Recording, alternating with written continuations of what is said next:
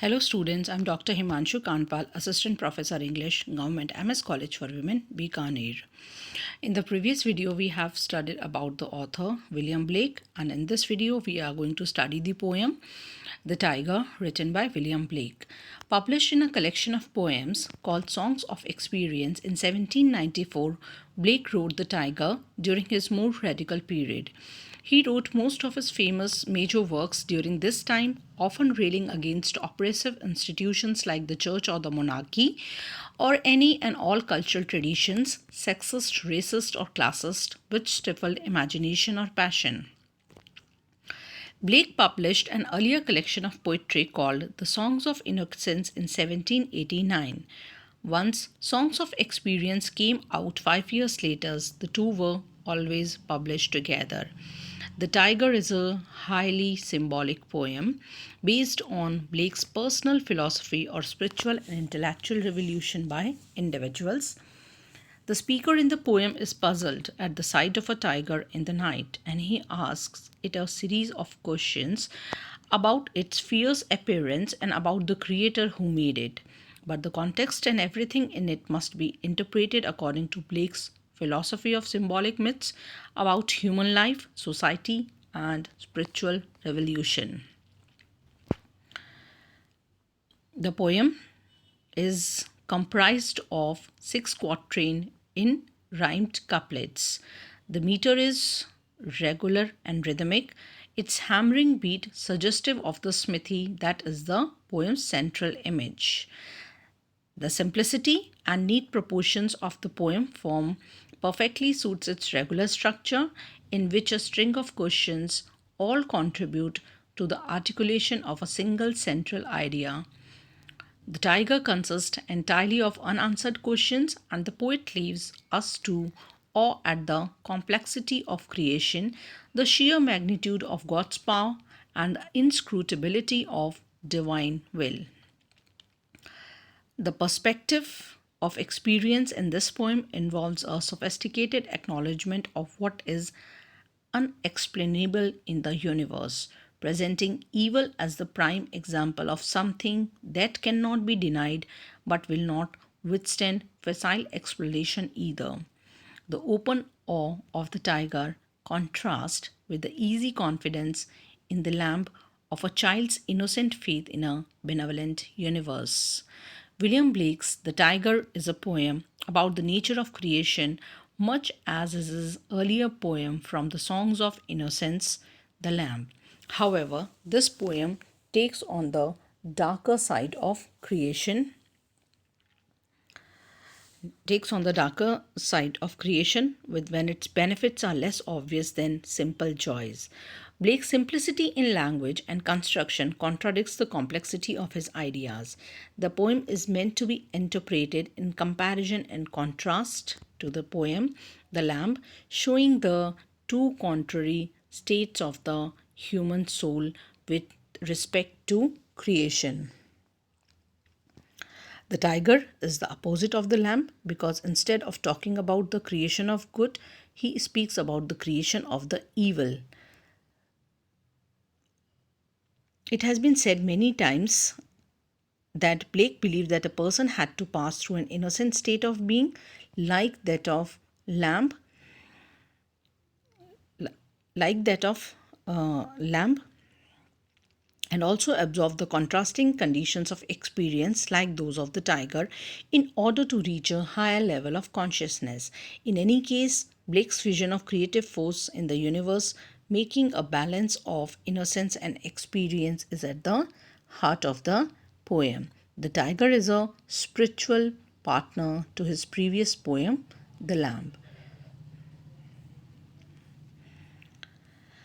The poem's speaker is never defined, so may be more closely aligned with Blake himself than in his other poems. One interpretation could be that it is the bard from the introduction to the Songs of Experience, walking through the ancient forest and encountering the beast within himself or within the material world. The poem reflects primarily the speaker's response to the tiger rather than the tiger's response to the world. The poem contains 6 stanzas, each of 4 lines. The theme of the poem is very simple. The poet wonders at the beauty and strength of the tiger. He also wonders that immortal power could make such an animal. The poet makes a contrast between the lamb and the tiger. Both the contrasting animals are the creation of the same power.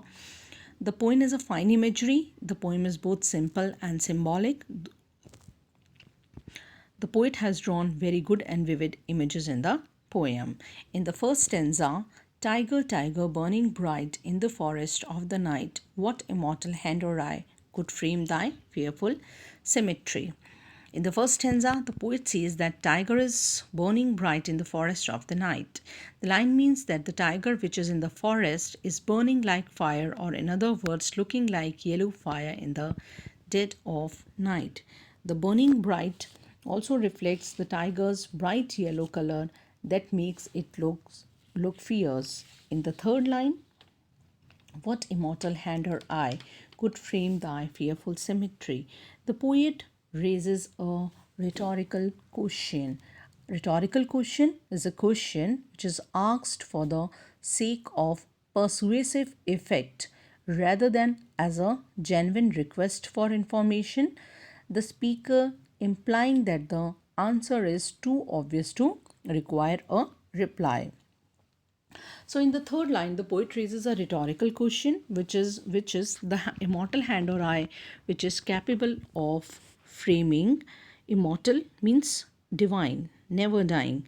Hand capable of framing or building its fearful symmetry. Symmetry is beautiful and well-shaped body. The man can neither create it or can bear its appearance due to fear. So, in the first stanza of the poem, the poet wonders what divine power made the tiger so beautiful yet so fearful. In these lines, the poet says that the eyes of the tiger glow like fire in the darkness. Tiger lives in dense forests where it always seems to be night. The forests are so thick that even a ray of light cannot pass through the leaves, even in daytime. The poet wonders as to what divine power made the body of the tiger so well shaped and beautiful and at the same time terrible. In the second stanza, in what distance deeper skies burned the fire of thine eyes? On what wings dare he aspire? What the hand dare seize the fire? In the second stanza, the poet talks about the eyes of the tiger. He wonders from which distance, he means infinite places, the fire has been brought up and put into the eyes of the tiger. Distance, it means far off. Deeps means gorges or the valleys. The fire has been brought either from skies, is that either sun or heaven, or from deep oceans, means either core of the earth or hell, because it cannot be an ordinary fire of the world, but divine one which makes the eye of the tiger so fierce. On what wings dare he aspire? What the hand dare seize the fire? On what wings? The wings must have been daring indeed. What hands? How daring the hands must have been. Seize means to catch hold of. The poet wonders which were those wings that took him to those distant areas. Similarly, which were the hands which dared to catch that divine fire. So in the first two lines, he appreciates the fire. In third, fourth line, he appreciates the wings and hands of the Creator. So in the second stanza, the poet wonders where the fire that burns in the tiger's eyes must have been found. In the lines, the poet says that the fire that burns in the eyes of the tiger must have been found in far off gorges or skies. The Creator who made the tiger's eye must have possessed daring wings to mount too high and daring hands to catch the fire. Here we can give some of the references which the poet talks about. The image, the Blake was known to like using the Greek gods in his words. The question on what wings dare he aspire could refer to Icarus. Icarus created wings so that he could fly free of a labyrinth. The second rhetorical question, what the hand dare seize the fire, could refer to the god Prometheus. Prometheus is a god who stole fire from Zeus and gave that fire to mankind. So Blake asking who would they seize the fire with their hands. Each question used powerful images to enhance the content of the text. In the third stanza, and what shoulder and what art could twist the sinews of thy heart, and when thy heart began to beat, what dread hand and what dread feet. In the third stanza, the poet talks about the heart of the tiger. He wonders what kind of shoulders and the art the creator would have, which twist, give shape to the muscles or ligaments of tiger's heart. How strong the shoulders of the creator must have been. What art, how skillful the creator was, who twisted the tissues and muscles of the tiger's heart. Here the poet is praising the power and amazing art of God which helped him creating tiger's heart. In the third line, he is amazed by thinking how powerful creator's hand and feet are, what made him stand in front of the tiger when its heart began to beat. In this stanza, the poet seems to praise the creator's physical power, daring nature, and his jaw dropping art. This paragraph shows how God again asks himself if he dreaded creating such a magnificent creature that is capable of both good and evil. In the fourth stanza, that is, what the hammer, what the chain, and what furnace was thy brain, what the anvil, what dread grasp, dare its deadly terrors clasp. In the fourth stanza, the poet praises the brain of the tiger. He wonders what hammer, chain, anvil, or furnace the creator would have used to create the brain of the tiger. These tools are used by the ironsmith to create solid and heavy items. The brain of the tiger for the poet is no less than iron, hence, he thinks about the divine tools used to create the brain of such a deadly animal. Again, the poet wonders how powerful would the grasp of the tiger, which would hold the deadly brain of this animal. Here we can talk about the allusion in which the Blake is referring to the Greek god Hephaestus. Hephaestus is the blacksmith's god of fire and metallurgy, who was plagued with a lame leg and toiled under the volcano Mount Etna. What the hammer, what the chain, in what furnace was thy brain? From the words, Blake presents the image of a god like Hephaestus in a dark hell-like place, just hammering away to create this beast. By saying, in what furnace was thy brain, Blake is implying the tiger to be made of hard metallic stuff. In the next line, when he says, what the anvil, he paints the picture of God like Hephaestus hammering away on an anvil to create the tiger out of metallic substances. The tiger and its deadly terrors collapse in more imagery to remind us that the tiger is dark, mysterious, and horrifying. In the next stanza, that is, when the stars threw down their spears and watered heaven with their tears, did he smile his work to see? Did he who made lamp make thee? In this stanza, the poet tends to compare this deadly animal to the lamb, which is meek, innocent, and quite opposite to the former. In addition, there is also a reference to a biblical incident as mentioned in Paradise Lost by John Milton. The poet says then, when God created the tiger, the stars, here means Satan and his followers, which were in war with him, were so frightened by its sight that they accepted their defeat and threw down their weapons and made the sky wet with their tears. In the third line, the poet wonders, would God have smiled after creating tiger as it was beyond words for satanic forces? He again thinks he is the same who created the lamb, because the latter is quite innocent and meek, while the former is deadly enough to frighten Satan. So, in these lines, the poet imagines that the stars are armed spirits They were afraid and felt pity on themselves when they saw such a marvelous creation of God. Both horror and beauty were combined into one.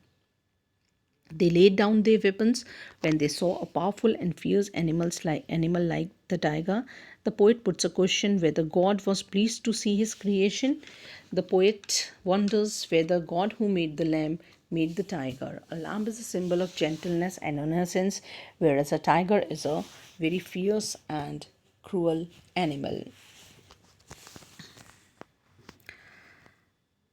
In the final stanza of the poem, that is the repetition of the first one, Tiger, tiger, burning bright in the forest of the night, what immortal hand or eye dare frame thy fearful symmetry?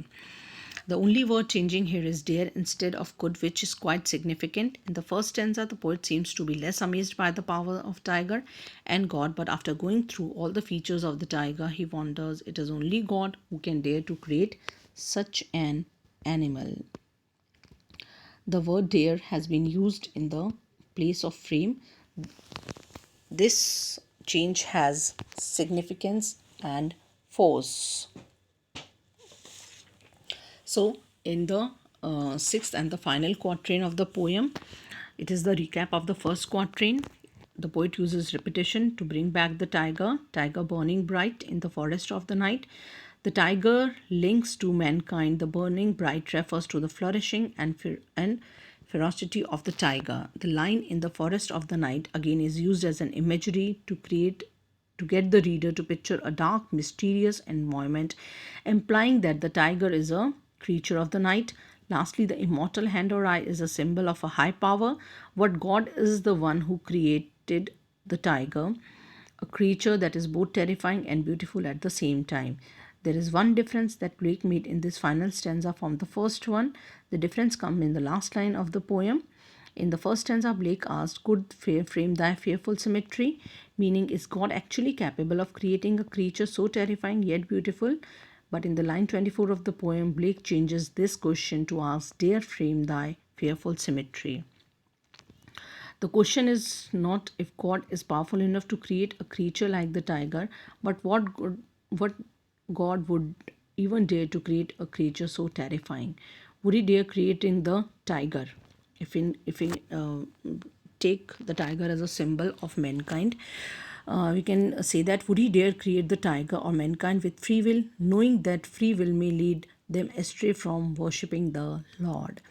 There is one central point that Blake wanted to get through to us in this poem, The Lamb and the Tiger. It was God who created both the tiger and the lamb, although they are different, and tiger is said to possess traits of evil. God knew what he was doing, and he made the tiger mankind, or to be free so that could live happily.